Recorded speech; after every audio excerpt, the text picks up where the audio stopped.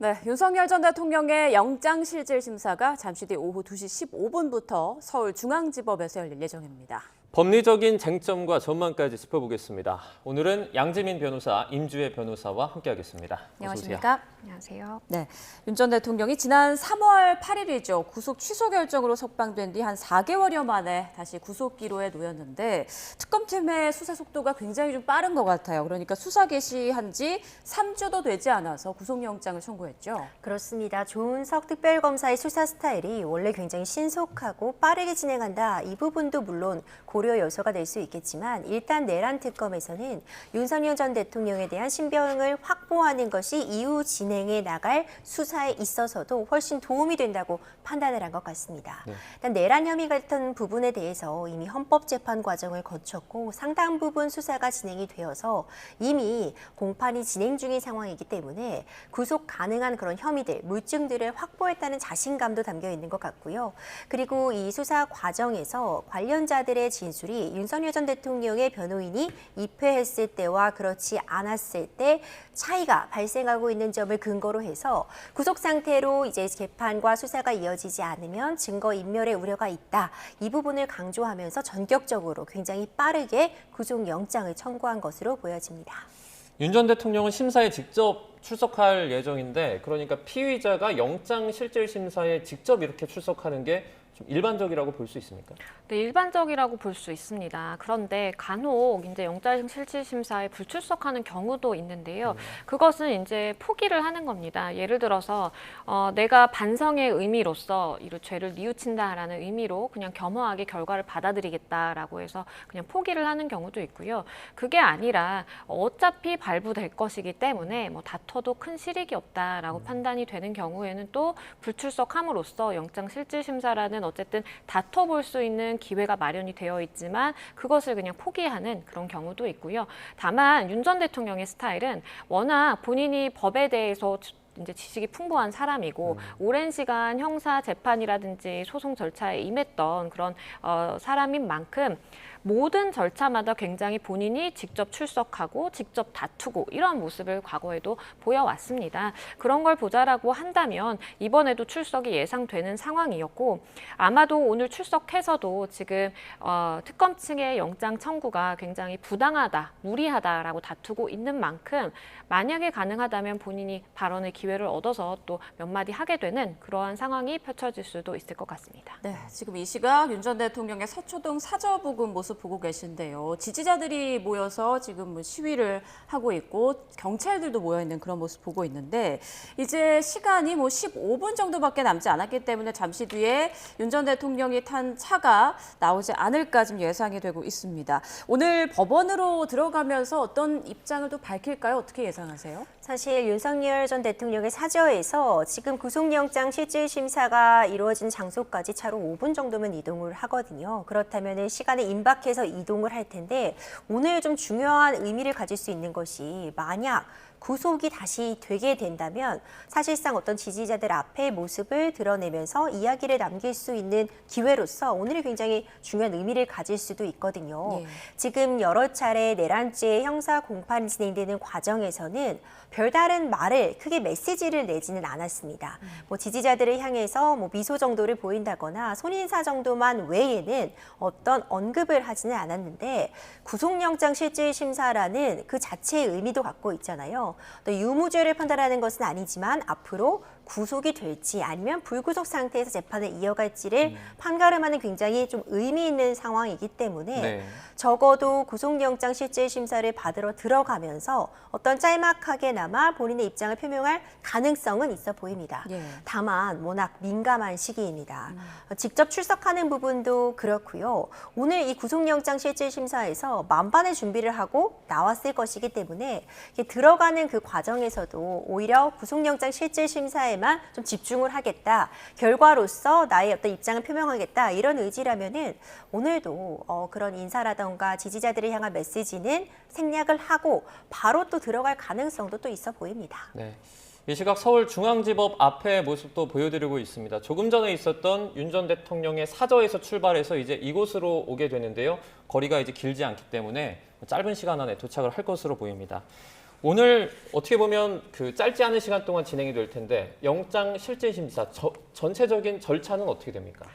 영장 실질 심사의 경우에 사실 일반적인 경우에는 뭐 일반인에 한해서 굉장히 간결한 사안에는 뭐 1시간도 안 걸리는 경우도 있어요. 굉장히 간결하게 끝나는 경우도 많은데 네. 말씀 중 죄송합니다. 지금 대통령실 대변인의 브리핑이 있을 것 같은데요. 오늘 있었던 국무회의와 관련해서 좀 결과 브리핑이 있을 걸로 보입니다. 현장 연결해서 들어보겠습니다. 강유정 대변인입니다. 국무회의 배석 관련 브리핑하겠습니다. 다음 주 국무회의부터 현직 방통위원장은 국무회의에 배석하지 않습니다. 최근 감사원은 현 방통위원장이 정치적으로 편향된 발언을 함으로써 공무원의 정치 운동을 금지하는 국가공무원법을 위반했다고 판단했습니다. 위원장의 공무원으로서의 정치적 중립 의무 다시 읽겠습니다. 위원장의 공무원으로서의 정치적 중립 의무 위반은 공직사회의 신뢰를 실추시킬 우려가 크기에 주의도 따랐습니다. 그럼에도 불구하고 방통위원장은 국무회의에 참석해 개인의 정치적 입장을 지속적으로 표명했습니다. 이와 더불어 개인 소셜미디어에 자신의 정치적 견해를 게재해 공무원의 중립 의무 위반 행위를 거듭했습니다. 이에 오늘 오전 강훈식 대통령실 비서실장이 직접 대통령께 방통위원장의 국무회의 배석이 부적절하다는 의견을 전달했고, 이에 현 방통위원장이 더 이상 배석하지 않도록 다시 할게요. 네. 죄송해요. 제가 방금 고치느라. 이에 현 방통위원장이 더 이상 배석하지 않도록 결정했습니다. 국무회의는 국정을 논하는 막중한 책임이 있는 자리입니다. 비공개 회의에서 나온 발언이나 토의 내용을 대통령실 대변인의 공식 브리핑 외에 기사화하거나 왜곡해 정치에 활용하는 건 부적절한 공직기강 해입니다. 해당 원칙은 다른 국무위원들과 국무회의 배석자들에게도 동일하게 적용됨을 알려드립니다. 이상입니다. 네, 국무회의 결과 브리핑 들어보셨는데요. 다음 국무회의부터 방통위원장, 이진숙 방통위원장은 배석하지 않는다라는 내용의 발표가 있었습니다. 네. 자, 영장실질심사, 그러니까 윤석열 전 대통령의 그 영장실질심사 절차에 대해서 좀 얘기를 하고 계셨는데 계속 전해주시죠. 네, 일반적인 경우에 영장 실질 심사의 경우에는 뭐 간결히 끝나는 경우도 있지만 이번 사안은 좀 다르게 봐야 될 것으로 보이고요. 특검 입장에서도 뭐 PPT를 준비를 하고 그런다라고 전해지다 보니까 윤 전 대통령의 이 변호인단에서도 PPT를 추가적으로 또 준비를 하면서 굉장히 좀 강경하게 양측이 대립하게 될 가능성도 있는 상황이거든요. 그렇기 때문에 오늘 절차의 경우에는 뭐 수시간이 소요될 것이 예상이 되는 상황이고, 일반적으로 영장 실질 심사의 경우에는 우리가 본안, 그러니까 형사 재판과 마찬가지로 당사자에 대해서 신원을 확인하는 절차를 거칩니다. 뭐 인정 신문이라고 해서 이름이라든지 간결하게 물어보고 신원이 확인됐다라고 한다면 그 이후에 특검 측에서 어떤 혐의를 받고 있고 그리고 왜 구속이 필요한지 그 필요성에 대해서 주장을 하게 될 것으로 보이고요. 특검 측의 발언 이후에 이 윤 전 대통령의 변호인단 입장에서도 방어권 행사로서 그러한 논리를 반박하기 위한 주장들을 이어가게 될 것으로 보입니다. 그래서 양측의 경우에는 법원이, 그러니까 판사의 입장에서 그때그때 궁금한 질문이 발생하면 물어봐서 대답을 하는 그러한 것도 가능하고요. 그리고 윤 전 대통령 입장에서도 본인이 이제 그때 당시의 사실관계라든지 당시 상황을 가장 잘 알고 있는 상황이기 때문에 발언 기회를 얻어서 1차 때와 마찬가지로 1차 영장실질심사 때와 마찬가지로 장시간 좀 시간을 할애해서 본인의 입장을 설명할 수 있는 기회가 있을 수도 있겠는데요. 다만 시간이 뭐 6시간 이상 걸릴 것이다라는 이야기도 나오는 만큼 너무나 긴 시간을 윤 전 대통령의 그런 설명이라든지 법리적인 다툼과 무관한 어떤 정치적인 메시지를 전하는 데 시간 할애하기에는 조금 현실적인 제약이 있어 보입니다. 네. 윤 전 대통령은 검사 출신이기도 하지만 이제 또 뭐 법률적인 부분을 잘 알고 있지 않습니까? 그런 만큼 본인의 목소리를 좀 낼 가능성은 어떻게 보십니까? 낼 가능성은 충분히 있어 보입니다. 지난번에 공수처에서 청구한 영장에 대해서 구속영장 실질심사 했을 때도 윤석열 전 대통령이 40분가량 본인이 직접 적극적으로 변론을 펼쳤던 것으로 전해지고 있거든요. 네. 구속영장 실질심사는 어찌 보자면 피의자를 위한 자리입니다. 그러니까 지금 구속영장이 청구되었는데 법관이 직접 피의자의 의견을 들어보겠다. 그를 위해서 펼쳐진 장이라고도 해석을 할 수가 있거든요. 네. 그렇다면 본인의 방어권을 행사하는 측면에서라도 적극적으로 현 상황에 대해서 어떤 주장을 할 것이다. 이런 부분이 예측이 되고요. 사실만 특검 측에서도 굉장히 만반의 준비를 했다고 전해지고 있습니다. 네. PPT 자료 같은 것들을 준비를 해서 범죄 혐의가 이미 상당 부분 소명이 되었으며 도주의 우려 그리고 증거인멸의 우려가 상당하다는 점을 굉장히 엄격하게 주장을 할 것으로 보여져서 윤석열 전 대통령도 물론 변호인을 통해서도 이와 관련된 답변이라든가 주장을 하겠지만 본인이 직접 이 상황에 대해서 주장을 펼 가능성이 매우 높아 보입니다. 네. 자, 이 시각 윤 전 대통령 사저부근 모습 계속 보여드리고 있습니다. 이제 10분도 채 남지 않았습니다. 구속영장 심사 예정 시각이요. 윤 전 대통령 지난 1월 서울 서부지법에서 내란 우두머리 혐의로 구속영장 심사를 받은 지 172일 만에 그리고 지난 3월 법원의 구속 취소 결정으로 풀려난 지 넉 달 만에 다시 구속 갈림길에 서 있는 건데요. 자, 어떻습니까? 오늘 그 구속 전 피해자 신문은 비공개로 진행된다고 하더라고요. 어떤 특별한 이유가 있을까요? 일단 법원에서 이제 비공개 결정이 있었던 것인데요. 예. 법원은 지난 1월에 서부지법의 난동 사태에 대해서 아마도 의식했을 가능성도 좀 있어 보입니다. 물론 사안 자체가 이 내란은 아니지만 내란 행위, 그러니까 내란 혐의에서 파생된 그러한 범죄 사실들이라고 볼 여지도 있거든요. 그만큼 연관되어 있다라고 지적되어 있는 연관 관련자들이 굉장히 많습니다. 그리고 일부는 뭐 구속되어 있고 일부는 수사의 대상이자 재판 진행 중인 상황도 있고 각 사람마다 그 절차가 되게 다른 상황이에요. 그런 상황이다 보니까 아무래도 유무죄를 다투는 본안은 아니지만 영장실질심사에서 관련 진술이라든지 아니면 관련해서 어떠한 증거가 제출된다라든지 이런 네. 것들이 있을 때 네. 자, 지금 말씀 중에 윤 전 대통령이 지금 사저를 출발하는 그런 모습 보고 계십니다. 지금 윤 전 대통령이 탑승한 차량이 사저를 출발해서 중앙지법으로 이동하고 있는 그런 모습입니다. 네, 실제로 이 서초동에 있는 윤 전 대통령의 사저에서 서울중앙지방법원까지는 걸어서 한 10여 분 정도밖에 걸리지 않기 때문에 이렇게 차를 통해서 이동을 하면 뭐 아마도 한 10분보다 조금 더 짧은 시간 안에 한 2시 한 15분 전에 도착을 할 수 있을 것으로 보입니다. 네, 지금 서울중앙지법 앞에 모습을 보고 계신데요. 이곳에도 많은 그 지지자들 그리고 반대측들이 모여서 지금 시위를 벌이고 있는 그런 상황입니다. 경찰 기동대의 모습도 많이 보이고 있는데 지금 안전펜스 등 차단 장치 350여 점을 배치하고 140여 대의 기동대 버스가 법원 청사 인근에 동원된 그런 상황입니다. 네, 지금 특검의 수사를 받고 있는 윤석열 전 대통령 오늘 또 한 번 구속의 갈림길에 서게 되는 상황인데요.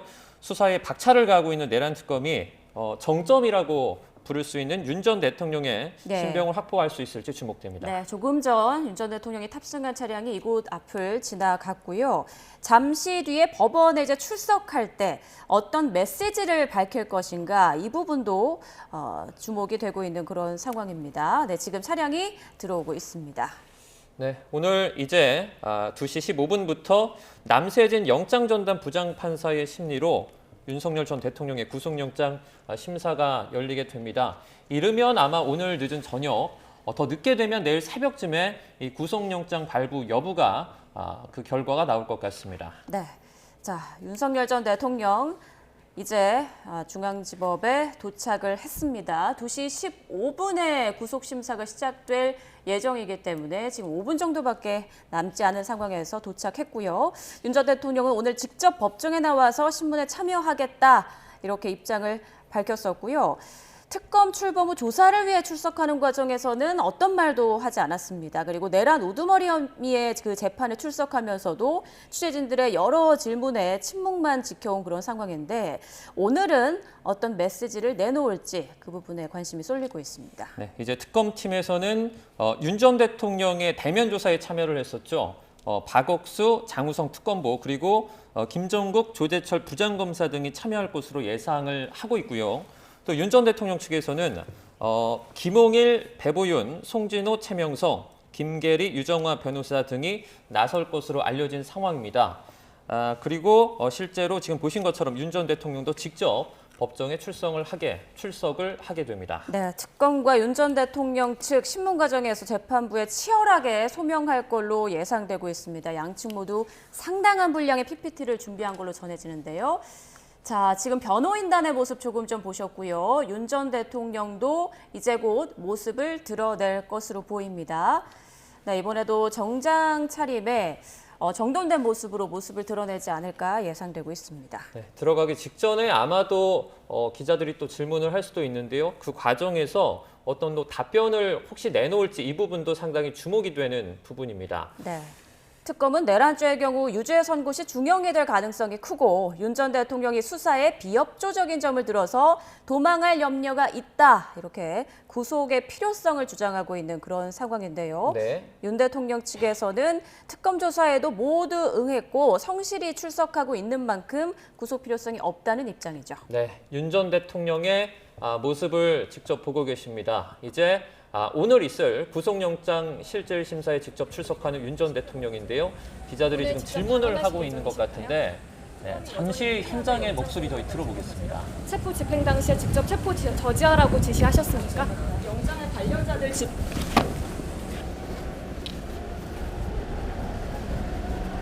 네. 윤 전 대통령 체포 저지를 지시했느냐라는 등의 기자의 질문에 오늘도 아무런 답을 하지 않고 오늘 심사가 열리는 서관 322호 법정으로 올라가는 모습 보셨습니다. 오늘도 남색 정장 차림에 붉은색 넥타이를 메고 모습을 드러냈고요. 기자들의 질문에는 어떠한 답도 하지 않고 어떤 메시지도 내놓지 않았습니다. 네, 전과 마찬가지로 이제 기자들이 앞에서 잠시 다시 한번 들어보시죠. 오늘 직접 발언하실 예정이실까요? 특검이 여전히 무리하게 영장 선고했다고 생각하세요? 체포 집행 당시에 직접 체포 저지하라고 지시하셨습니까? 영장의 관련자들 네, 기자들이 이제 이렇게 물어봤습니다. 직접 그러니까 법정에서 발언을 하실 예정입니까? 그리고 체포영장 집행 시에 그 저지했다 이 부분에 대해서 어떻게 생각하십니까? 이런 질문을 던졌는데요. 아무 대답도 하지 않고 묵묵부답으로 변호인과 함께 법정으로 들어갔습니다. 네. 자, 변호사님들과 계속 얘기를 좀 나눠보겠습니다. 오늘 좀 지지자들 앞에서 메시지를 내놓지 않을까 이런 예상을 아까 해주셨잖아요. 오늘 어떤 말도 없이 들어갔어요. 어떻게 보셨습니까? 일단은 지금 상황이 구속 기로의 갈림길에 서 있는 상황이잖아요. 그러다 보니까 어떠한 메시지를 밝히기에는 조금 무리가 있다라고 판단했을 가능성도 있어 보이고요. 결과가 만약에 기각이 된다라고 한다면 석방이 되면서 만약 어떤 질문이 있다라고 하면 모종의 메시지를 내놓을 가능성도 있어 보입니다. 다만 지금 일단 심사에 임하고 있는 상황이고 결과는 예측하기 어려운 그런 상황으로 지금 판단이 되는 것으로 보이기 때문에 윤 전 대통령 입장에서는 말을 아끼고 본인이 만약에 할 말이 있다면 법정에 들어가서 법리적으로 좀 다퉈보겠다라는 생각을 했을 가능성이 있어 보입니다. 글쎄요, 이게 개인적인 느낌일지 모르겠지만 오늘 유독 윤 전 대통령의 표정이 좀 어두워 보인다 이런 느낌이 드는데요. 좀 어떻게 보셨습니까? 그렇죠. 사실 구속 기로에 놓여 있습니다. 이미 형사재판 내란죄로서 진행이 한창 되고 있고 공판이 진행 중인 와중에 새로운 혐의가 얹어지고 있는 거잖아요. 직권남용이나 특수공무집행 방해, 허위 공문서 작성. 사실 내란죄보다는 형량이 낮다고 평가할 수 있겠지만 하나하나 굉장히 중한 죄로 규정이 되어 있는 부분입니다. 그리고 이제 관련자들의 진술이 뭐고 조금씩이라도 변화하고 있다는 그런 내용들도 들려오고 있고 특검 3기가 동시에 돌아가고 있는 이 현 상황에 뭐 누구라도 압박이라던가 또는 정신적으로 굉장히 스트레스를 받는 상황일 수밖에 없겠죠. 구속영장 실질심사가 정말 중요한 의미를 갖습니다. 그러니까 앞으로 진행되는 과정에서 재판을 불구속 상태에서 받는 것과 구속 상태에서 받는 것은 정말 큰 차이를 가져옵니다. 일단 심리적인 부분에서도 내가 구속이 되어 있다면 훨씬 더 위축될 수밖에 없고요. 네. 그런 부분을 제외하고서라도 어떤 변호인과 어떤 의견 교환을 하면서 재판을 준비하는 과정 역시도 불구속 상태와 구속 상태는 큰 차이를 가져올 수 있거든요. 네. 여러 가지 좀 굉장히 복잡한 심경이 표정이나 얼굴에서도 드러나는 것이 아닌가 이런 생각을 해봤습니다. 네, 이제 윤 전 대통령 뒤로 조금 전에 이제 김홍일 변호사나 또는 최명성 변호사 같이 들어가는 모습도 함께 보셨는데 지금 그 윤 전 대통령 측에서는 모든 영장에 적힌 혐의들을 부인하고 있지 않습니까? 그럼 뭐 전략은 이대로 그냥 계속 유지를 할까요? 그렇죠. 일단 윤석열 전 대통령 측에서는 지금 특검에서 무리하게 다시 이미 구속 취소가 되었는데 구속을 시키기 위해서 사실상 내란죄 형사재판에서 문제되고 있는 사실관계와 동일함에도 불구하고 죄를 만들어내고 있다. 라는 취지의 주장을 견지할 것으로 보입니다. 네. 그렇기 때문에 무리한 수사, 무리한 영장 청구 이런 부분들을 강조할 수밖에 없을 것 같고요. 일단 특검 측에서 제시하고 있는 그런 증거들이 있잖아요. 관련자들의 진술이라던가 수사 결과 이런 부분에 대해서 네. 진술이 오염되었다거나 사실관계가 맞지 않다 이런 부분들을 굉장히 적극적으로 주장할 것으로 보이고 일단 전직 대통령이라는 신분 때문에 도망의 우려가 있다는 점은 좀 납득이 되기 어려운 측면도 있습니다. 그리고 지금 여러 가지 혐의로 재판과 특검 수사가 진행되고 있기 때문에 이렇게 특검의 진행 초기에 구속이 되어버리면 방어권 행사에 큰 어려움이 있을 수밖에 없다. 이런 점을 적극적으로 소명하지 않을까 그런 전략을 세웠을 것이라고 봅니다. 네, 특검은 무려 66쪽, 66쪽 분량의 구속영장 청구서에 구속 사유가 명백하다라는 입장을 빼곡히 밝혔다고 하고 이 중에서 그 구속 사유만 16페이지에 달한다고 하더라고요. 무엇보다 증거인멸 우려가 크다 이 부분을 강조하고 있는 것 같아요. 맞습니다. 그러니까 영장 청구서 자체가 66페이지 분량이라는 것도 굉장히 많은 분량입니다. 그런데 여기서 16페이지가량을 할애를 해서 왜 구속이 되어야 되는지 그 필요성에 대해서 설명하기 위해 노력한 것으로 보이는데요. 주요하게는 증거인멸의 가능성에 대한 주장, 치열한 공방이 이어질 것으로 예상이 됩니다. 증거인멸이라는 것은 내가 어떠한 물적 증거를 확보하는 것을 막아선다라는 것도 되지만 수사기관 입장에서는 인적 증거를 활용하는 것도 굉장히 중요한데 이러한 인적 증거, 그러니까 다른 피의자든 아니면 다른 참고인들의 진술을 오염시키기 위해 노력한다라든지 아니면 회유나 압박을 통해서 진술 번복을 유도한다라든지 이런 것들이 다 사실 증거인멸이 될 수가 있거든요. 그렇기 때문에 지금 특검 입장에서는 김성우 전 차장이라든지 아니면 강 전 실장의 경우에 진술이 번복된, 진술이 바뀐 부분에 대해서 지적을 계속해서 하면서 윤 전 대통령이 구속되지 않는 경우에는 이런 증인이라든지 참고인들의 진술에 변화가 생길 수가 있고 그럼 결국에는 법원의 목적하는 바는 그 당시에 있었던 사실관계를 분석을 해서 실체적 진실에 다가가는 것인데 이러한 증거인멸 시도가 계속된다면 실체적 진실을 발견하기 어렵다라고 해서 이러한 부분을 주력해서 설명하게 될 것으로 보이고 법원 입장에서도 물론 혐의의 중대성이라든지 어떤 혐의를 받고 있는지에 대해서도 들여다보겠지만 가장 중요한 것은 구속의 필요성이거든요. 그것은 증거인멸 가능성 내지는 도주의 우려입니다. 그래서 도주의 우려의 경우에는 전직 대통령이기 때문에 그 가능성은 낮다라고 보더라도 아직까지 전직 대통령 신분을 유지를 하면서 영향력을 행사할 수 있다라는 것은 증거인멸 가능성과 연결이 되기 때문에 그 부분이 가장 오늘 핵심 쟁점이 아닌가 싶습니다. 특검팀은 이제 구속영장에 크게 5가지 범죄 사실을 적시했습니다. 그러니까 직권남용, 권리행사, 방해 등의 혐의를 적용했다고 하는데 이 혐의들도 정리를 조금 해주시죠. 그렇죠. 가장 먼저 쟁점이 될 만한 부분은요. 일단 특수공무집행 방해 볼 수 있을 것 같습니다. 네.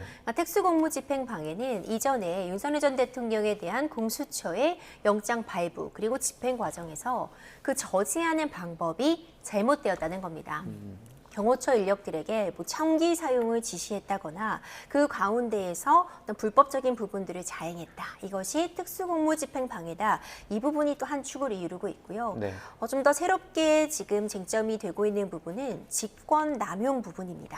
직권남용 권리행사 방해와 관련해서 이전의 헌법재판관 같은 과정에서는 이 국무회의를 12.3 비상계엄이 거쳤는가 거치지 못했는가에 집중을 했다면 이번의 특검은 참석하지 않은 국무위원에 좀 더 초점을 맞췄습니다. 이 국무위원들 가운데 선별적으로 참석 인원을 정한 것이 본인의 의도대로 이 계엄을 선포하기 위함이다. 즉 직권을 남용한 것이다. 이로써 국무위원들의 심의 표결권이 침해되었다. 이 부분이 또 한 가지 굉장히 중요한 쟁점이 되고 있거든요. 네. 이외에도 이제 사후에 비상계엄문, 이 사후에 선포문을 작성한 부분이 허위 공문서 작성 등에 해당한다. 이런 부분도 중요한 쟁점이 되고 있는데 오늘 사실상 굉장히 중요하게 범죄 혐의점으로서 좀 쟁점이 될 만한 부분은 크게 보자면 이 세 가지. 그러니까 직권남용 부분이나 특수공무집행 방해, 허위 공문서 작성은 지금 좀 더 새롭게 부각되고 있는 측면이라고 보여지고 굉장히 중요한 혐의점이라고도 보여지거든요. 이와 관련해서 특검은 이미 충분히 증거가 확보됐다. 라고 보여지고 있는 것 같고요. 네. 이에 반해서 윤석열 전 대통령 측에서는 증거인멸의 우려가 없다. 그리고 특검 측이 제시하는 자료들은 아직 오염이 될 가능성이 있다. 이런 부분을 굉장히 강조하지 않을까 생각이 됩니다. 네, 조금 전 법원에 출석한 윤 전 대통령의 모습 보고 계십니다. 지금 이 시각 오후 2시 21분을 지나고 있습니다. 오후 2시 15분부터 영장 심사가 시작될 예정이었는데 심사가 이제 시작됐다라는 게 확인이 되면 저희가 속보로 전해드릴 거고요. 오늘도 윤 전 대통령은 정장에 붉은 넥타이 차림으로 출석을 했고 기자들의 질문에는 아무런 답도 하지 않았습니다. 그리고 특검에서는 321호 법정 옆 대기실에서 윤석열 전 대통령에 대한 구인장을 집행할 것이다. 이렇게 밝힌 상황인데 조금 전 우리 변호사님께서 지금 혐의에 대해서 정리를 해주셨어요. 이에 대한 윤석열 전 대통령 측의 입장을 좀 정리해 주실까요? 일단 지금 받고 있는 혐의들이 영장에 적시된 것은 5가지의 이제 혐의라고 알려지고 있는데 먼저 짚어볼 것은 이제 체포영장을 집행하는 것을 저지한 행위에 대해서 윤 전 대통령 입장은 체포영장 집행 자체가 잘못됐다라고 일관되게 주장을 해오고 있는 상황입니다. 왜냐하면 지금 당시에 공수처가 체포영장을 집행하는 주체였는데 결국에는 이것이 애매하다라는 판단을 받아서 구속 취소가 되는 일이 벌어졌거든요. 그렇기 때문에 윤 전 대통령 입장에서는 당시에 불법적인 체포영장 집행, 그러니까 애매할 수 있는 그러한 집행을 두고 내가 응하지 않고 이것을 저지하고자 하는 행위를 한 것은 전혀 법적으로 문제가 되지 않는다라고 주장을 하게 될 가능성이 있어 보이고요. 더불어서 국무위원회 심의권 침해라든지 아니면 이 비화폰 기록을 삭제 지시했다라든지 아니면 이 외신 공보 관련해서 허위 이 문건 작성을 지시했다라든지 이런 모든 것들이 사실 직권남용 권리행사 방해죄와 연결이 되어 있는데 이 부분의 경우 본인이 관여한 바 없다라고 주장을 하고 있는 상황입니다. 즉 국무회의를 소집하는 그 절차도 본인이 하나하나 들여다보는 것이 아니라 국무위원 중에 우두머리라고 볼 수 있는 이 한덕수 전 총리라든지 그 일선에서 알아서 한 것이지 본인이 이것이 주체가 되어서 행동을 한 것은 없고 그리고 더불어서 이 사후 비상계엄 선포문을 작성을 했다가 폐기한 것도 본인은 몰랐다라고 주장을 하고 있는 상황입니다. 그렇기 때문에 혐의를 받고 있긴 하지만 이것을 다퉈볼 여지가 있는 상황에서 이것을 혐의가 중대하다라고 해서 구속의 필요성을 주장하는 것은 무리한 영장 청구다라고 주장을 하고 있는 것으로 보이고요. 그렇기 때문에 이 오늘 있을 영장실질심사의 경우에는 법리적으로 다퉈볼 부분이라든지 아니면 쟁점화가 될 수 있는 부분들에 대해서 하나하나 살피다 보면 사실상 장시간 동안 이어지게 될 가능성이 높습니다. 네. 관련해서 속보가 하나 또 들어왔는데요. 윤 전 대통령 구속 전 피의자 신문이 조금 전에 시작했다라는 소식이 들어왔습니다. 그러니까 오후 2시 22분에 약 2분 정도 전에 시작이 됐고요. 앞서 2시 13분에 윤 전 대통령이 입정 확인이 됐고 이제 22분, 한 2분 정도 전에 신문이 시작이 됐다라는 소식입니다. 참고로 이 모든 신문은 비공개로 진행이 되기 때문에 그 과정은 중간중간에 좀 알 수 없을 것 같습니다. 저희가 혐의 관련해서 얘기를 나눠보고 있었는데 이번에 외환 혐의는 어떻게 보면 포함되지 않았거든요. 입증이 뭐 쉽지 않거나 뭐 조사할 양이 많다 이런 주장도 있는데 어떤 이유 때문에 빠졌을까요? 그렇죠. 특검 측에서 사실상 내란죄는 이미 형사재판이 진행되고 있는 과정이기 때문에 이 외환죄를 새로 입증하는데도 굉장히 공을 들이고 있었습니다. 근데 이 외환죄라고 하는 게 성립까지 가기가 쉽지는 않은 범죄입니다. 그러니까 외국과 통모를 하여서 이번 사안으로 적용을 해보자면 북한과 어떤 통모를 해서 일부러 윤석열 전 대통령 측에서 북한에 무인기를 보내 도발을 해서 12.3 비상계엄 선포의 어떤 목적의 정당성을 구하려고 했다. 이런 부분들이 지금 문제로 제기가 되고 있는 건데 이번에 외환죄가 이 구속영장 청구 사유에는 빠져 있습니다. 네. 크게 보자면 두 가지 이유로 볼 수 있을 것 같아요. 먼저 말씀 주셨던 것처럼 외환죄가 입증이 쉽지 않기 때문에 아직까지는 외환죄에 대해서 입증이 되지 못하였다. 조금 더 수사와 조사, 관련자들에 대한 진술을 확보할 필요가 있다. 이것이 하나의 이유가 될 수 있고요. 두 번째로는 마지막 카드로 남겨놨을 가능성도 있어 보입니다. 경우에 따라서 이번에 영장 발부가 안 된다고 한다면 특검 입장에서는 다른 카드를 제기할 수 있을 텐데 그때 외환죄와 관련된 혐의를 추가하고 증거를 보강해서 구속영장을 청구할 가능성 충분히 있어 보이고요. 예. 또 이와 연장선상에서 이번에 구속이 된다고 해도 1심에서 최장 6개월가량이 구속이 되는데 나중에 이 외환죄를 통해서 다시 영장을 받아서 구속기간을 좀 연장하고자 하는 그런 의도. 결국 외환죄는 나중에 한 번 더 활용할 카드로서 남겨놨을 것이다. 이런 추측도 가능해 보입니다. 네. 자, 그리고 최근 특검이 윤 전 대통령에 대한 구속영장이 외부로 유출된 것에 대해서 중대한 범죄 행위다, 처벌이 가능하다 이렇게 주장을 했는데 특검에서는 윤 전 대통령 측 변호인을 통해서 유출됐다 이렇게 보는 것 같더라고요. 이 전반적인 상황을 좀 전해주실까요? 그러니까 이 공소장이 외부로 유출이 되는 경우, 그러니까 공소장에는 혐의 사실에 대한 적시가 있기 때문에 외부로 뭐 언론이 보도가 된다라든지 그러한 혐의점에 대해 설명하는 자료가 된 경우는 많았습니다. 그런데 이러한 영장 청구서가 사실 외부로 유출이 되어서 그러한 진술들이 하나하나 어떠한 증거로서 활용이 되는지에 대해 알려진 경우는 많이는 없거든요. 그렇기 때문에 특검 입장에서는 이 부분을 더 좀 민감하게 느끼는 것 같고요. 무엇보다도 지금 특검이 우려하고 있는 것은 수사의 기밀성을 굉장히 중요하게 생각을 해서 특검 내부에서 어떠한 파일을 전송하지도 않고 다 문건으로, 문서로서 오고 갈 정도로 그렇게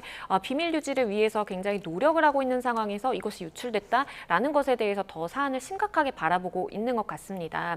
지금 특검이 판단하기에 따르면 법원에 영장 청구서가 제출이 됐고 윤석열 전 대통령 측의 변호인단이 이걸 등사해 갔다, 그러니까 복사해 갔다라는 겁니다. 네. 그 이후에 외부로 유출이 됐기 때문에 윤 전 대통령의 변호인단 측의 한 사람이 특정이 된다라고 이야기를 하고 있는 상황이고요.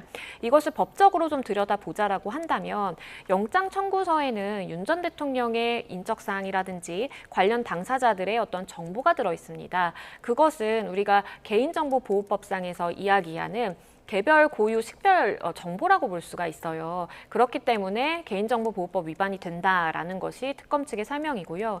또한 이러한 이 유출의 주체가 만약에 변호인이다라고 한다면 업무상 비밀누설죄가 성립할 가능성도 있는 겁니다. 본인이 업무상 취득한 정보를 물론 어떠한 공익적인 목적, 예외적인 상황에 한해서는 처벌의 대상이 되지 않는 경우도 있겠지만 이것을 언론 플레이라든지 아니면 본인의 그냥 개인적인 목적을 위해서 외부로 유출했다라고 한다면 좀 문제가 발생할 수 있는 것이고 무엇보다도 특검이 굉장히 민감하게 들여다보는 부분은 이것이 마치 다른 참고인이라든지 어떠한 관계 당사자들에게 압박이 될 수 있기 때문에 지금만 하더라도 누구의 주장이 바뀌었다라는 이야기가 나오잖아요. 네. 그렇기 때문에 혹시나 이러한 증언이나 진술이 오염되거나 바뀌거나 번복될 가능성에 대해서 특히 좀 우려하고 있는 상황으로 보입니다. 네. 조금 전에 말씀해 주신 어떤 구속영장 외부 유출 관련해서 뭐 압박이 될 수도 있다 이렇게 말씀해 주셨는데 어느 한 측의 어떤 구체적인 좀 뭐 이득이 될 수 있는 부분이 있습니까? 좀 그 부분이 좀 의아하다고도 평가가 될 수 있을 것 같은데요. 이제 구속영장 청구서가 공개가 됐는데 사실상 그 내용을 보면 당연히 이건 특검 측에서 작성한 문서기 때문에 윤석열 전 대통령에게 도움이 될 만한 내용은 하나도 담겨 있지 않습니다. 근데 그럼에도 불구하고 지금 특검 측에서는 이것은 윤석열 전 대통령 측에서 유출한 것이다라고 주장을 하고 있어서 네. 득실만 따져보자면 득이 없어 보이는 행동일 수 있습니다. 하지만 아마도 이제 특검 측에서는 지금 누가 진술을 바꿨다라는 내용도 포함이 되어 있고 이와 관련해서 어떤 언론전을 펼치려는 그런 모양새 내지는 다시 또 관련자들이 이런 게 공개가 되어서 진술을 또 바꿀 그럴 가능성들까지도 좀 염두에 두고 있는 것 같습니다. 그러니까 그런 부분들이 포함이 되어서 이런 행동 자체, 수사에 혼선을 끼치고 이런 것들을 유출하는 것 자체가 증거인멸의 우려가 높아지는 것이다. 수사 절차에 계속해서 승복하지 않고 이 과정에 있어서 끊임없이 이의를 제기하면서 문제를 제기하는 것 자체가 증거인멸의 우려이고 어떤 법원의 판단에 승복하지 않는 태도가 도망의 우려가 있다. 이런 부분을 좀 강조하는 자료로서 도 오늘 구속영장 실질 심사에서 활용할 가능성도 전 있다고 봅니다. 네. 자, 조금 전 들어온 속보를 전해드리겠습니다. 내란 특검팀에서 밝힌 내용인데요. 윤석열 전 대통령에 대한 구인장이 집행이 됐고 지금은 신문을 진행하고 있다라고 밝혔습니다. 그리고 윤 전 대통령을 직접 대면 조사했던 박억수 특검보 그리고 조재철 부장검사 등이 참여를 하고 있다라는 속보가 들어왔습니다. 이 구인장 집행이라는 게 앞서 이제 특검에서도 밝혔습니다. 서관 321호 법정 옆에 대기실에서 집행을 할 거다. 이게 어떤 절차인가요? 그러니까 영장실질심사가 마쳐진 이후에 그 결과가 나오기 전까지 우리가 대기 장소가 어디가 될 것이냐라고 이제 이야기가 많이 나오는데 서울구치소에서 이제 대기할 것으로 전해지고 있죠. 이렇게 누군가의 인신을 구속해서 서울구치소든 아니면 뭐 검찰 측의 유치장이든 어딘가에 이렇게 신변 확보를 해두려면 인치라는 절차를 거쳐야 되는 것입니다. 아직 구속까지 이르지는 않았지만 그 대기를 위해서 이 사람의 인신을 확보, 구속을 해둬야 될 필요성이 있기 때문에 이렇게 인치를 절차를 거치게 되는 것이고요. 일단은 이것을 이 재판이 신분이 있는 그 법정 바로 옆에서 이제 진행을 했다라는 것은 뭐 윤 전 대통령뿐만 아니라 다른 이제 피고인들의 경우에도 법정에 출석을 하면서 왜냐하면 출석하고 이렇게 실질적으로 인치가 되기 전까지는 자유로운 신분이거든요. 그런데 이제 영장실질심사에 앞서는 그 시점부터는 나의 신변은 특검 측으로 가는 것이고 그렇기 때문에 법적인 절차라고 볼 수 있는 심리가 끝난다고 하더라도 집에 갈 수 없고 그대로 서울구치소든 아니면 대기 장소로 가서 기다렸다가 만약에 법원이 석방의 결정을 내려야만 그러니까 영장이 기각돼야만 집으로 돌아갈 수 있는 것이고요. 그게 아니면 구속영장이 발부되는 것이기 때문에 인치 단계에서 이제 구속영장 발부된 그 집행의 단계로 넘어가게 되는 겁니다. 네. 내란 특검에서 이제 브리핑을 하고 있는 관련 내용이 계속해서 들어오고 있는데요. 윤 전 대통령이 이제 신문이 종료가 되면 서울구치소에서 대기할 것이다. 그리고 특검은 오로지 증거와 법리로 신문을 임하고 있다. 그리고 구속영장, 그러니까 윤 전 대통령의 구속영장이 심사 관련해서 이번에 PPT가 준비한 게 178장이라고 합니다. 상당히 좀 많이 준비했다고 봐야겠죠? 그렇죠. 상당한 준비를 하고 나왔다가 이 장수에서 벌써 드러납니다. 100장이 훨씬 넘는 200장 가까운 PPT를 준비했다는 것 자체가 그만큼 제대로 준비를 하고 나왔다는 뜻이기도 해요. 그런 점에 비추어 본다면 오늘 구속영장 실질심사 시간이 상당히 소요되겠다라는 예측도 같이 하게 되는데요. 이전에 있었던 공수처의 영장 발부 그리고 구속영장 실질심사가 이 신문이 4시간 50분 정도 진행이 되었고요. 종료된 직후에 이제 8시간 정도가 지나서 구속영장이 발부가 되었습니다. 네. 그런데 오늘 양측이 더 치열하게 공방을 펼칠 것을 가정한다면 구속영장 실질심사 자체에도 시간이 상당 부분 소요될 수 있겠다 이런 생각이 듭니다. 일단 특검 측에서 이렇게 방대한 양의 PPT로 어떤 이 설명을 이어간다면 윤석열 전 대통령 측에서도 이에 대한 반박에 나설 거 아니에요. 상당한 시간이 소요될 수 있겠다라는 부분도 함께 예측이 가능해 보입니다. 네. 자, 지금 김건희 특검팀에서도 브리핑을 진행하는데요. 현장으로 가서 들어보겠습니다. 네, 안녕하십니까. 문홍주 특검입니다. 2025년 7월 9일 브리핑을 시작하겠습니다. 특검은 오늘 오전 10시 삼부토건 전 대표 정창래, 현 대표 오일록에 대한 소환 조사를 진행하고 있습니다. 다음으로 최근 언론에서 관심을 가지고 있는 이른바 집사 게이트 사건에 대하여 간략히 알려드리겠습니다.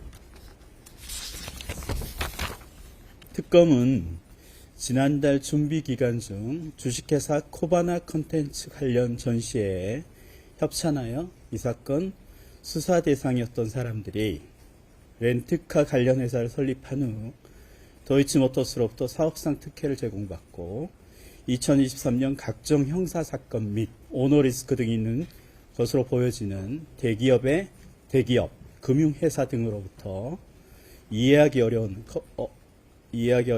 거액을 투자금 명목으로 수수한 의혹에 대해서 내사를 진행하였습니다.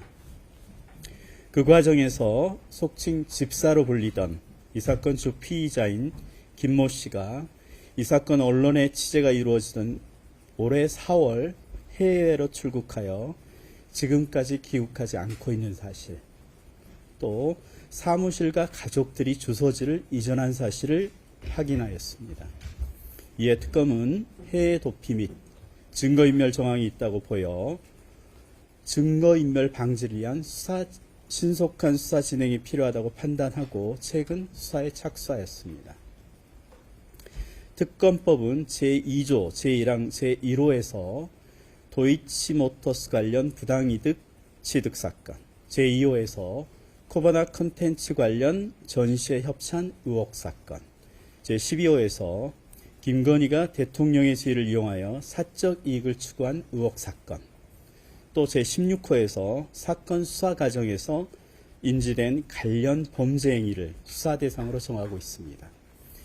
이 법률의 규정을 종합하여 보면 이 사건은 특검의 수사 대상입니다. 이와 관련하여 어제 오후 특검이 이 사건 수사에 착수하였고 김모 씨에 대한 출국 금지를 하였다는 언론 보도들이 있었습니다. 이에 특검은 관련자 소환 조사, 관련 자료 임의 제출 등 법이 정한 방식을 통해 이 사건 혐의 사실 및 이 사건과 관련하여 제기된 의혹을 최대한 신속하게 밝히기 위해 모든 노력을 다할 예정입니다. 이와 관련하여 이 사건 관련자 또 관련 회사들의 핸드폰 교체, 관련 자료 삭제 및 파해 등 증거인멸 행위가 우려되고 있습니다. 만일 이러한 증거인멸 행위가 발견될 경우 특검은 이에 대해 엄정히 대처할 것이라는 것을 알려드립니다. 그리고 피의자 김모 씨에 대하여는 여권 모여 등의 조치를 취할 예정입니다. 특검은 이 사건과 유사한 구조의 코바나 컨텐츠 관련 전시회에 기업들이 뇌물성 협찬을 제공하였다는 의혹 사건에 대하여도 수사에 착수한 바 있고 이와 같은 기업을 통한 부당이득 취득 혐의에 대하여 어떠한 의혹도 남지 않도록 철저히 실체를 규명할 예정입니다. 네, 이상으로 브리핑을 마치겠습니다. 네, 김건희 특검팀에서 밝혔습니다. 이른바 집사 게이트 관련해서 내사를 진행하고 있다라는 말이 있었고요. 코바나 컨텐츠 전시를 협찬해서 사업상 특혜를 제공했다는 의혹이다라는 설명도 있었습니다. 자, 김건희 집사로 불리는 그 김모 씨 출국을 금지한 걸로 또 이제 전해졌는데요. 여권을 무효화 조치했다라는 말도 있었습니다. 네, 이제 김건희 특검에서 말을 한 것을 바탕으로 저희가 보면 수사망을 혹시 피해서 도주한 것으로 이렇게 의심을 하고 있는 것 같은데 어떻게 보셨어요? 일단은 특검에서 밝히는 바에 따르면 이 김모 씨의 경우에 해외로 출국해서 장시간 동안 국내로 귀국하지 않고 있는 상황이고 네. 그리고 이 집사 게이트라는 사건과 사건과 이제 관련된 관련자들이 주소지라든지 이런 것들을 변경을 하는 것들이 잇따르다 보니까 아마도 수사기관의 이러한 추적을 피하기 위해서 이러한 조치들을 취하는 것 아니냐라고 특검은 보고 있는 상황이고요. 지금 해외에 머무르고 있다라고 하더라도 여권의 무효화 조치가 이루어지게 된다라고 한다면 불법 체류자 신분이 되게 될 가능성이 농후하고 그렇다면 어쩔 수 없이 국내로 귀국을 유도할 수 있는 하나의 방안이 될 것으로 보입니다. 일단 특검이 지금 주목하고 있는 것은 이 김모 씨가 설립한 회사가 다수의 대기업들로부터 100억 원이 넘는 투자를 유치하게 된 그러한 과정에 있어서 김건희 여사가 모종의 압력이라든지 압박을 통해서 이러한 투자 유치가 이루어진 것 아니냐라고 보고 있는 상황이고요. 그도 그럴 것이 특검에서 주목하는 것은 당시에 이런 투자가 이루어질 정도의 굉장히 탄탄하고 제대로 된 기업이 아니라 부실 기업이었다라는 거예요. 그것이 회계 장부를 보더라도 명백하게 드러나는 상황이었는데 이것을 대기업들이 앞다퉈서 수십억씩 투자를 하면서 총 180억 원이 넘는 투자금이 모였다라는 것은 뭔가 석연치 않은 부분이 있다라고 주목을 하고 있는 상황이고 이 부분에 대해서도 아마 강제 수사권이 발동이 돼서 여러 압수수색이라든지 내사 단계를 벗어나게 될 가능성이 있습니다. 네. 앞서 그 김건희 집사로 불리는 김모 씨가 4월에 출국 금지 조치를 했다 이런 말이 있었는데요. 4월에 출국했다라는 점 정정해서 다시 한번 전해드리고 이 4월이라는 시점이 윤석열 전 대통령의 그 파면이 결정된 시점이기 때문에 특검팀에서는 조금 더 의심의 눈으로 좀 보고 있는 것 같아요. 그렇죠. 시기가 공교롭습니다. 예. 지금 이른바 이 집사 게이트로 불리고 있는 이 김모 씨 같은 경우에는요. 사실상 좀 덜 알려졌던 인물로 보여집니다. 특검에서 그 좀 더 집중해서 굉장히 빠르게 수사를 진행하고 있는 것으로 보이는데 지금 이 김모 씨가 김건희 여사 측과 굉장히 긴밀한 관계를 이어왔다는 부분이 확인이 되고 있고 특히 운영하고 있던 업체가 사실상 부실 기업임에도 불구하고 대규모 어떤 대기업의 투자를 받을 수 있었던 건 이들이 김건희 여사 측에 소위 얘기하는 어떤 줄을 대기 위함이 아니었는가 이런 의혹을 지금 들여다보고 있는 것이거든요.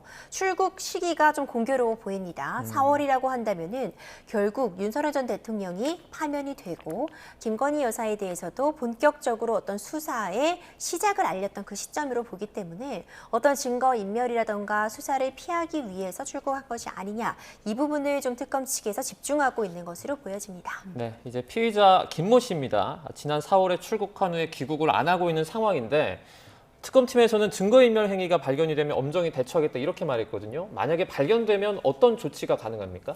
만약에 발견이 된다면 그 부분에 대해서 이제 기소를 할 수 있는 것이죠. 그러니까 본인의 이제 어떠한 범죄 사실을 은폐하기 위해서 하는 것뿐만이 아니라 김건희 여사의 이제 집사로서의 활동했다라는 이야기가 있기 때문에 본인의 범죄 행위를 벗어나서 김건희 여사라든지 아니면 김건희 여사의 모친 최모 씨라든지 이런 이 일가들의 어떠한 행위를 은폐하거나 숨기기 위해서 어떤 행위를 했다라고 한다면 그 자체로 범죄 성립에는 영향이 없는 것이고요. 그렇다면 지금 김건희 특검에서 바라보고 있는 다양한 사건들 중에 하나로서 그 관련 당사자로서 이제 기소될 수 있는 제명이 하나 추가된다라고 보시면 되겠고요.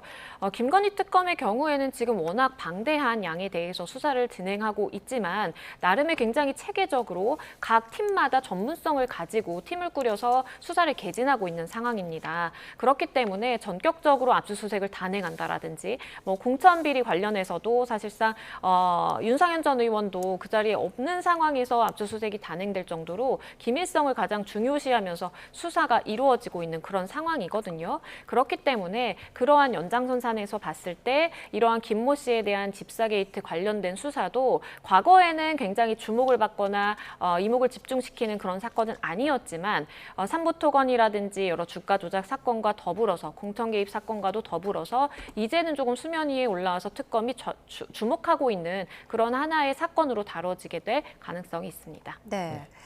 자, 이렇게 특검팀에서 윤 전 대통령 부부에 대한 그런 수사망을 좁혀가고 있는 그런 상황인데요. 윤 전 대통령에 대한 구속영장 심사는 이제 한 30분 정도 진행이 돼가고 있는 것 같습니다. 오늘 결과는 늦은 밤이나 내일 새벽에 나올 것이다 이런 전망이 많은 것 같은데 지금 양측에서 방대한 양의 PPT를 준비하고 있고 치열한 공방이 예상되는데 어떤 상황이 좀 벌어질 걸로 보세요? 그 안에서? 치열하게 이 논리의 공방을 펼치는 그 모습이 그려집니다. 있습니다. 예. 특검 측에서 제대로 준비를 하고 나온 것 같아요. 네. 이제 범죄 혐의점이 소명되었다, 증거인멸의 우려가 매우 높다, 이 부분을 판사에게, 법원에게 굉장히 강력하게 설명을 하고 있으리라고 보고요. 이 윤석열 전 대통령 측에서도 일단 윤석열 전 대통령이 직접 이에 대한 반박을 할 가능성 저는 매우 높아 보이고요. 예. 이후 변호인단 역시도 준비된 자료들에 대해서 충실하게 설명을 이어가지 않을까 싶습니다. 기본적으로 구속영장 실질심사는 판사가 충분히 이야기를 들어줍니다.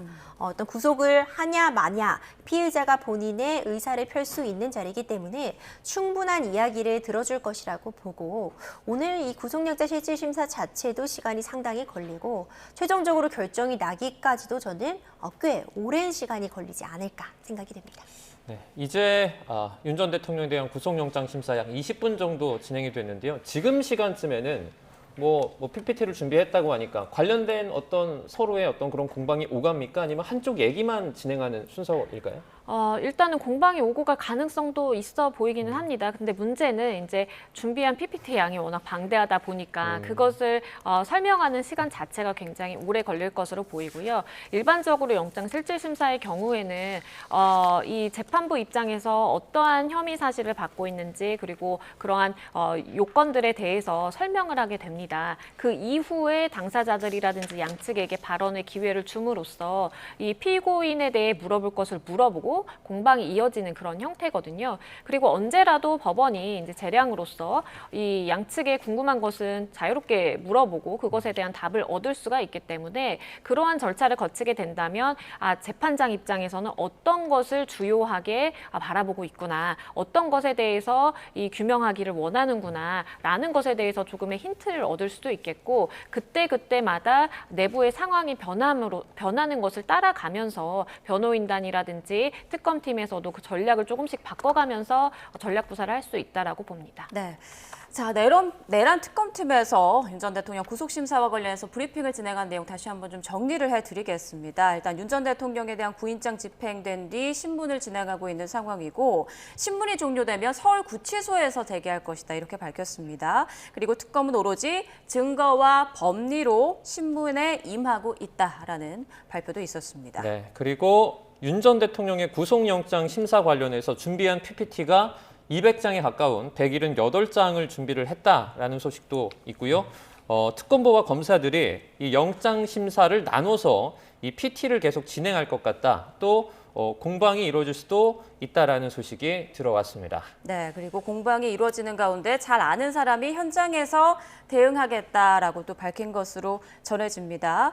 오늘 영장 심사 결과는 늦은 밤이나 내일 새벽에 나올 걸로 예상이 되고 있는 그런 상황입니다. 네, 지금 계속해서 저희 윤 전 대통령 관련해서 오늘 진행되고 있는 구속영장 심사 과정 계속해서 얘기를 나눠보고 있습니다. 네, 지금 이제부터는 아마도 본격적인 공방이 오갈 수도 있다라고 아까 말씀을 해주셨는데요. 저희가 또 계속해서 관련 소식이 들어오면 또 계속 전해드리도록 하겠습니다. 네, 자. 마치기 전에 김건희 특검에서 밝힌 내용 다시 한번 또 정리를 해드리겠습니다. 조금 전에 브리핑 내용 좀 전해드렸는데 이른바 집사 게이트 관련해서 내사가 진행되고 있다라고 밝혔습니다.